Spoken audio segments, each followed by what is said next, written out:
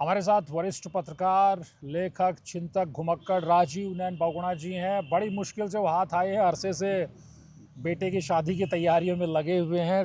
बहुगुणा जी, आप तो व्यस्त हैं अपने पारिवारिक कामों में, लेकिन उत्तराखंड में बहुत कुछ चेंज हुआ है। कांग्रेस में गणेश गोदियाल को कमान दे दी गई है, हरक सिंह को कमान दी गई है, प्रीतम सिंह को कमान दी गई है, और ऐसा कहा जा रहा है कि हरीश रावत को धीरे धीरे थोड़ा सा एक मार्गदर्शक मंडल की तरफ थोड़ा सा खिसकाया गया है। आपकी पहली प्रतिक्रिया क्या है?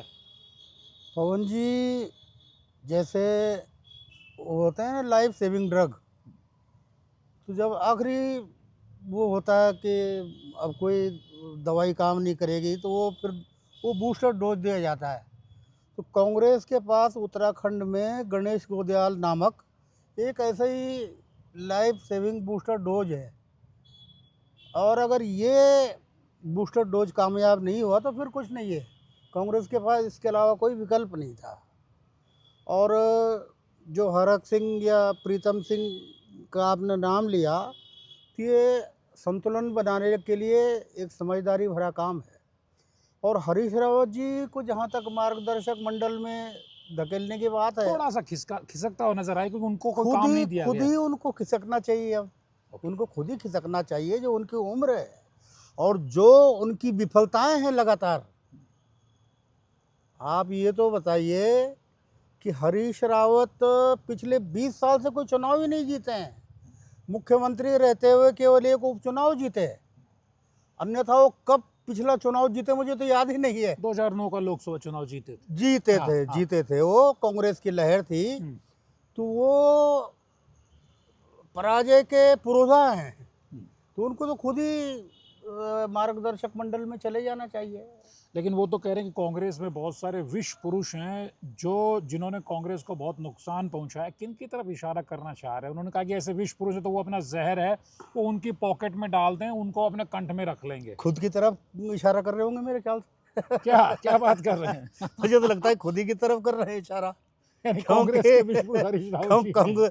कांग्रेस को जो क्षति हरीश रावत जी ने पहुंचाई है जाने अनजाने, वो तो कोई पहुंचा ही नहीं पाया। जो कांग्रेस छोड़ के 10-12 लोग एक साथ बल्क में गए थे, वो भी वो डेंट नहीं मार सके जो हरीश रावत जी खुद कर देते हैं। तो उनको तो खुद ही अब किनारे हो जाना चाहिए। और जीत के नुस्खे तो क्या बताएंगे, लेकिन हार से कैसे बचे ये वो बता सकते हैं, क्योंकि उन्हें हार का लंबा अनुभव है। मुख्यमंत्री रहते हुए 2-2 जगह से हारने का उन्होंने विश्व रिकॉर्ड बनाया है। तो हरीश रावत जी के तो मेरे ख्याल से खुद ही उनमें अगर थोड़ी सी आत्ममंथन करें तो उन्हें स्वयं ही किनारे हो जाना चाहिए। लेकिन अकेले गणेश गोदियाल अकेला चना कैसे भाड़ फोड़ेगा? क्योंकि कांग्रेस में या किसी भी दल को जब जीत के लिए बनते एक एक एक एक बुके गुलदस्ता बनाना पड़ता है, भांति भांति के फूल होते हैं उसमें। आपको अगड़ा भी वोट करे, पिछड़ा भी वोट करे, दलित भी वोट करे, माइनॉरिटी भी वोट करे, सब तरह का जब एक कॉम्बिनेशन, एक सामाजिक समीकरण बनता है तो एक पार्टी चुनाव जीतती है। यहाँ तो वो समीकरण तो बीजेपी ने बना रखा है अच्छा खासा, और कांग्रेस और बीजेपी के वोट में बहुत बड़ा अंतर है उत्तराखंड में। बिहार में हमने देखा किस तरह का महागठबंधन का हाल वहाँ बीजेपी ने किया है। तो क्या आपको लगता है कि गणेश गोदियाल को प्रदेश अध्यक्ष भर बना देने से बात बन जाने वाली है क्या कांग्रेस की? अच्छे दिन आ जाएंगे? समीकरण तब बने कि जब आपके पास कार्यकर्ता हो, आपके पास एक पार्टी है, पार्टी का चुनाव चिन्ह है, लेकिन आपके पास कार्यकर्ता नहीं है। आपके पास खेत है, उन खेतों की बुआई करने के लिए किसान नहीं है, मैन पावर नहीं है। आप उत्तराखंड में पहाड़ों पे देख रहे हैं कि लोगों की कितने कितने बीघा ज़मीनें बंजर पड़ी हैं। उसका कारण क्या है कि आदमी नहीं है, बाकी तो सब कुछ है। नहर है, ज़मीन आपके पास है, लेकिन वो बंजर पड़ी, वहाँ झाड़ियाँ उग गई, वहाँ जो है तो भांग के पौधे उग गए। उसका एकमात्र कारण ये है कि उस पर काश्त करने वाले काश्तकार नहीं है, वो चले गए इधर उधर, ज़मीन छोड़ के चले गए। ज़मीन अपने नाम उनके है खातों में, लेकिन उस पर वो काश्त करने को इच्छुक नहीं है, दूसरे काम में लग गए। तो ठीक कांग्रेस की भी ये हालत है पूरे देश में, और उत्तराखंड में भी वही है कि आपके पास कार्यकर्ता नहीं है, बात स्वीकार करनी तो पड़ेगी। फिर गणेश गोदियाल कैसे, फिर अब गणेश चमत्कार गोदियाल कैसे करेंगे? कार्यकर्ताओं को न तैयार करे, उनको लाए। जैसे हम कहते हैं ना कि रिवर्स माइग्रेशन, पलायन हो, तो जो भाई तुम्हारा खेत है, आओ इसको झाड़ी साफ करो, हल चलाओ, इसमें बीज छींटो। तो यही गणेश गोदियाल को करना पड़ेगा। कुछ कार्यकर्ता तो चले गए, खासतौर से वो बीजेपी में गए, और कहाँ गए, वहीं गए। और जो साइलेंट हो गए, सुषुप्त हो गए, अपने दूसरे धंधों में लग गए, तो उनको फिर से एक्टिवेट करना पड़ेगा। ऐसा तो नहीं कि कांग्रेस इस तरह से खाली थी ना, कभी कभी तो उस पर पूरी टीम थी, पूरा संगठन था, गांव में उसके लोग थे। नहीं, एक ज़माने में उसको अपर कास्ट वोट मिलते थे, दलित वोट मिलते थे, माइनॉरिटी वोट मिलते थे, एक गुलदस्ता बनता था, विनिबिलिटी का फैक्टर बनता था। आज क्या आपको लगता है कि ये जो पहाड़ का सीन देखते हैं तो मोटा मोटी दलितों का एक बड़ा चंक कांग्रेस को जाता है, लेकिन अपर कास्ट का वो एक बड़ा चंक बीजेपी लेकर के चली गई है, माइनॉरिटी का वोट का एक बड़ा चंक कांग्रेस को मिलता है, या फिर कई बार बीएसपी को भी मिला है। तो वो एक तो जीत का समीकरण कैसे गणेश गोदयाल बनाएंगे, कैसे यशपाल आर्य को सबसे बड़े चेहरे हैं, दलित चेहरे हैं, नेता प्रतिपक्ष, उनको साथ लेंगे, प्रीतम सिंह बड़े चेहरे उनको साथ लेंगे, हरक सिंह रावत इधर उधर होते रहे लेकिन अब उनको भी जिम्मेदारी दी है, उनको भी चुनाव प्रबंधन कमेटी का अध्यक्ष बनाया है।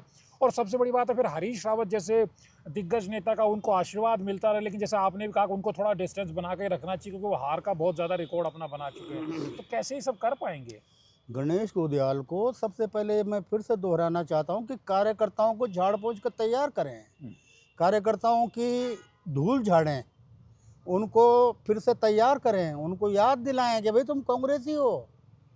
तो उनको कार्यकर्ताओं की सबसे पहले टीम खड़ी करनी पड़ेगी। समय बहुत कम है, लेकिन एक अच्छी बात यह है कि कांग्रेस नई पार्टी नहीं है, बहुत 100 साल से ऊपर की पुरानी पार्टी है, और उसका अपना कैडर है। जो मैं कह रहा हूँ कि उस कैडर घास फूस में, झाड़ियों में छुप गया, तो कैडर को फिर से वो पुनर्जीवित करें, सबसे पहला उनका काम यह है। और समय बहुत कम है, और जो मैंने कहा कि गणेश गोदयाल के अलावा कोई दूसरा ये काम कर भी नहीं सकता था, क्योंकि फुल टाइम एक्टिविस्ट है, एक पॉलिटिकल एक्टिविस्ट पे पूरा टाइम है, कोई दूसरा धंधा नहीं है, ज़मीन का धंधा या कोई दूसरा वो काम नहीं कर रहे हैं। तो वो पूरे प्रदेश में घूम के, गांव-गांव जाके, पुराने कार्यकर्ताओं को तैयार करके, खड़ा करके, ये 6 महीना तो इसी में दें और कुछ ना करें। और फिर वो बात तब आती है कि जो उसका वोट बैंक है, दलित थे, अल्पसंख्यक थे, तो तब उनको फिर वो तभी आएंगे, बिना कार्यकर्ता के कैसे आ जाएंगे, उनको लाएगा कौन? लेकिन सामने शक्तिशाली बीजेपी है, बहुत मजबूत काडर है, बूथ स्तर पे उनकी टीमें हैं, सब कुछ है और मौजूद। प्रधानमंत्री मोदी का उत्तराखंड में 2014 के बाद से एक असर दिखाई दिया है। और फिर मुख्यमंत्री पुष्कर सिंह धामी अपने तरीके से लोगों के बीच हैं। ये भी हमने देखा कि आपदाओं के पिछले पूरा जो दौर गुजरा है, पूरा सीजन गुजरा, उसमें जहाँ भी डिजास्टर हुआ वहाँ मुख्यमंत्री धामी पहुँच गए, तो वो भी अपने तरीके से एक इनरोड्स बनाने की कोशिश कर रहे हैं। तो ये चुनौती तो बहुत बड़ी रहने वाली है कांग्रेस के लिए, बड़ी गोदयाल के चुनौती लिए। है, बड़ी चुनौती है, लेकिन चुनौतियों को जो जिंदा लोग हैं स्वीकार करते हैं। भाई आखिर कभी ना कभी, कहीं ना कहीं भाजपा का जो तिलिस्म है वो तोड़ना तो पड़ेगा ना। और तिलिस्म टूटे हैं, इंदिरा गांधी का टूटा है, जिसकी कल्पना आप नहीं कर सकते हैं, वो उसको नेस्तनाबूद किया गया है। तो तभी तो होगा कि जब लोग खड़े हुए हैं। आप 77 याद कीजिए, आपको तो याद होगा, आपकी उम्र है उतनी कि आपको 77 की घटना याद हो। तो गांव-गांव में, घर-घर में लोग खड़े हो गए थे। तो इस तरह से गणेश गोदयाल को खड़ा करना पड़ेगा, आम आवाम को। उसके बगैर कोई चारा नहीं है कि आप चाहे फिर कुछ भी कर लें, कितने रोड शो कर लें, जैसे राहुल गांधी करते हैं, खूब किए हैं वहाँ बिहार में। तो उसमें शहरों में घूमे हैं, खूब बड़े-बड़े रोड शो किए, उसमें भीड़ भी आई, लेकिन उसका नतीजा क्या हुआ आप देख रहे हैं। तो गणेश गोदयाल को एकदम कहना चाहिए कि आम जन तक बैठना पड़ेगा, और जो वोटर का आखिरी सिरा है उसको पकड़ना पड़ेगा, उसको जागृत करना पड़ेगा। कि जैसे यहाँ उत्तराखंड में पहाड़ में देवताओं को जगाते हैं, कि जो कोई देवता 60 साल पुराने हैं, कोई 40 साल पुराने हैं, तो उनको उनको जगाते हैं। इस तरह से जनता को जगाना होगा। 25 साल के उत्तराखंड को लेकर तमाम तरफ जश्न भी मनाया गया है, काफ़ी अचीवमेंट, उपलब्धियां भी हमारी हैं, कुछ सेक्टर्स में हमें काम करने की ज़रूरत है। विधानसभा का जब विशेष सत्र हुआ तो उसमें पहाड़ मैदान की एक गैर ज़रूरी बहस थी, वो बहुत सतह पर आई।